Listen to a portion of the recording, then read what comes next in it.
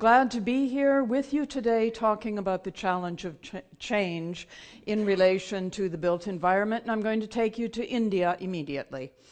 This is a valley in India, but first of all, a reminder on geography. Here's the subcontinent. New Delhi is up here. Mumbai or Bombay is here. And right here on the southwest coast is the state of Kerala, about 360 miles long. And it's a model for development over these last 50 years, doing development a different way. It's managed to achieve literacy rate of over 90% for both its men and its women.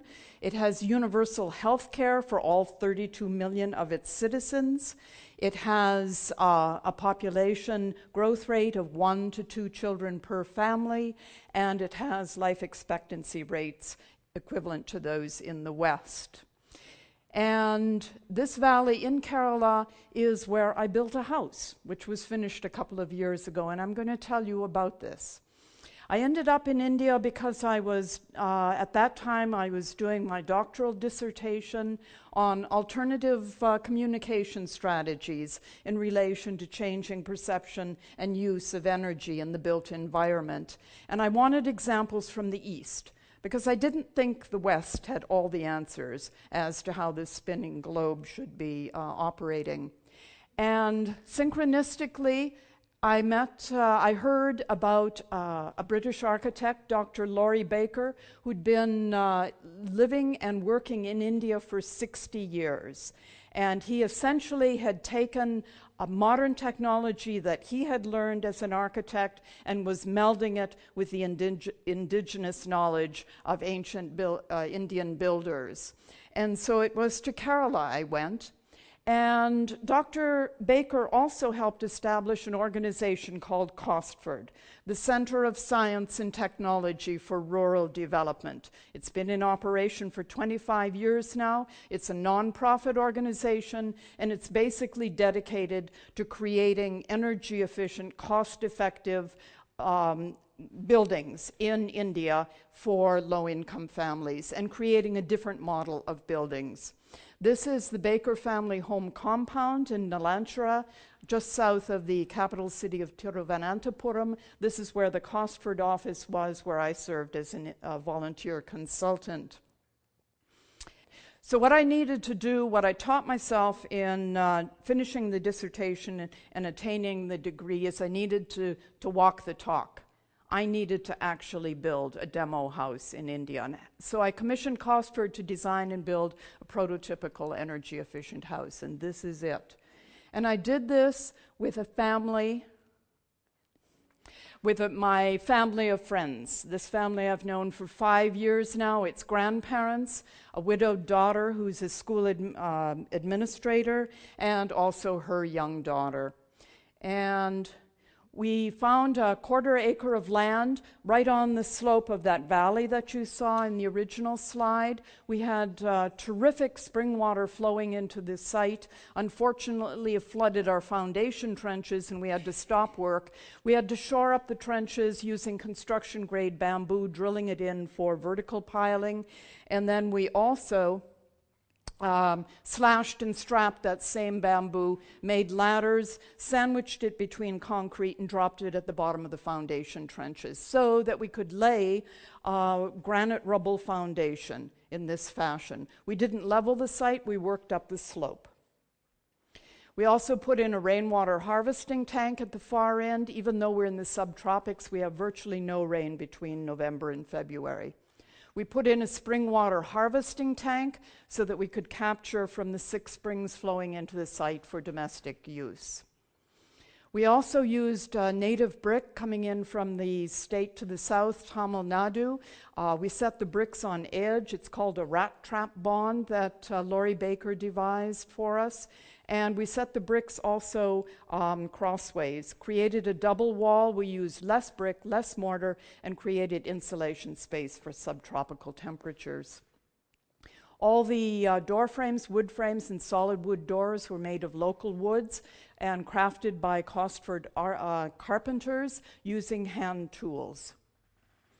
We also used the building site as a training site. We would continually have architectural students from all over India coming to see what kind of design and construction work we were doing. We also had a steady stream of visitors from all over the globe who wanted to see what we were doing. A hallmark feature of COSTFORD's work is leaving rustic finishes. The brick is exposed both on the outside and the inside. It's a smooth finish on the walls. We're very careful with the mortar joints. The floors were a dyed concrete, smooth finish concrete with an oxide finish. We also built some of the furniture, like benches that you can see on the right, and we used bamboo also on the interior for things like the railing banister. We used, this is a technique that Laurie Baker devised. Concrete, cement, the making of cement generates an enormous amount of CO2. And it's also very expensive and not a native material. So we used native roofing tiles that were seconds, maybe had a chip or something, couldn't be used. We sandwiched them into the floors and roofing concrete mixture. It meant that we could use less metal, we could use less concrete, and it also cost us less, and it created an insulating space and was perfectly serviceable. This is a Kerala window, which was something that Dr. Baker took from the ancients. The Maharajas would design their palaces with windows that would tip out over courtyards so that the noble women could look down at various pageants, presentations, banquets, and still remain secluded. And so we devised a version of this with bamboo and Anjali wood, and there's the youngster in our family sitting on one of our benches studying. This is also granite, which we have local. We have a lot of granite locally. This is now, we've used granite pillars, and we've strung wire here, and we're creating a biofence. And we're using plants that are either ornamental or food-bearing or flowering to cover this fence. And on the lower wall of the lower side of the property, we put in a granite rubble retaining wall with no mortar. We also put in a biogas plant, and toilet effluent and kitchen scraps went in here and gave us about an hour's worth of methane gas for kitchen use. This is the house. We're doing a concreting, putting one of the floor levels on. Notice the two women in the center of the picture. COSTFORD also supports Kerala's initiative for empowering women. These young women were educated as civil engineers, and they serve to run the site.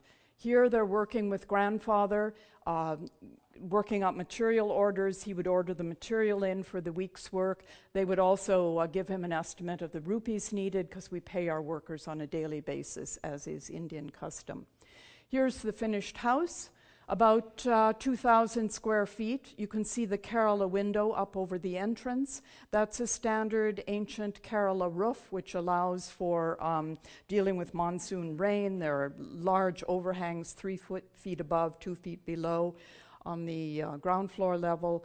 The kitchen off to the right. The house cost about 60% of what a comparable house of its size would cost in Kerala. And this same house cost 25% of this house, which was built in the Upper Peninsula of Michigan. My late husband was an architect. This is an award-winning passive solar super insulated house that we built. Michigan is here. Here's the Lower Peninsula. Detroit is down here. You travel up through the, past the Mackinac Bridge. Here's the Upper Peninsula, and in the thumb knuckle right here is Hancock, Michigan, where that house is. Lake Superior is here, Thunder Bay, Ontario is right here. We get 20 feet of snow a year there. That's about 6 meters. The interior of the house, large low E glass windows, 4 by 6 construction, very airtight. Thermal mass on the floor, porcelain tile here. We also had a backup heating system based on our 50-gallon water heater. We had compact fluorescent light bulbs, energy-efficient furnaces, energy-efficient appliances, etc. We were concerned with low-income families in the area. This particular house was designed for Copper Country Habitat for Humanity. My husband designed these, passive solar, super insulated, same thing, 2 by 6 construction. And these houses had an energy performance 43% less than, or better than other houses in the region. Now I'm going back to post-World War II houses. In North America, the average house was 850 to 900 square feet. That's my family home, and that's the size of the home. It was built in 1952, just 2x4 construction, nothing special. Half a century later, at the beginning of the 21st century, the average houses in North America were 2,400 square feet, almost triple. So green building is not only about how we build, but how big we build. Another from my family album, this is a sod house on the Canadian prairies. My Finnish grandparents came just before World War II. My mother was born in a house like this. She's the little blonde on the right. She was raised in this house. My grandfather built this small house. It's now used as a granary, and she lived there in the 1930s and 1940s. Why am I showing you these pictures? Are we supposed to go back to sod houses and Little House on the Prairie? No. But what is the way that we are building our buildings now doing to the planet? What do we need to remember about the past? This is the Hindu god Kali, who is the goddess of eternal energy. Normally she's blue. She was green this time because we had a conference on green building in Kerala 2 years ago, and we painted her green.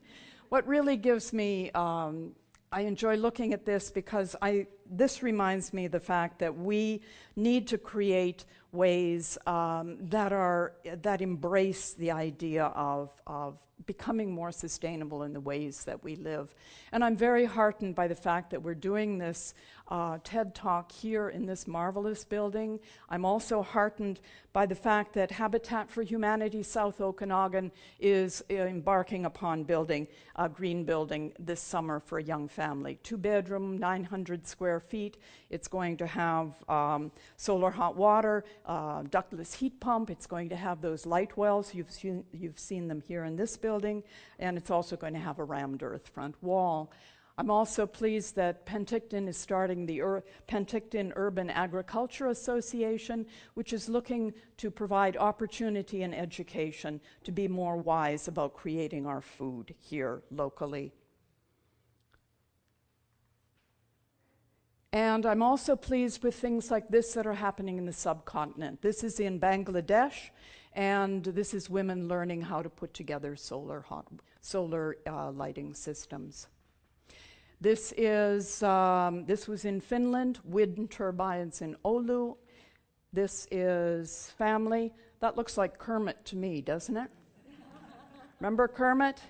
It's not easy being green, and it's not easy coming after Elvis also and trying to sing that. Okay, I'm going to be about yanked from here. I got to conclude this.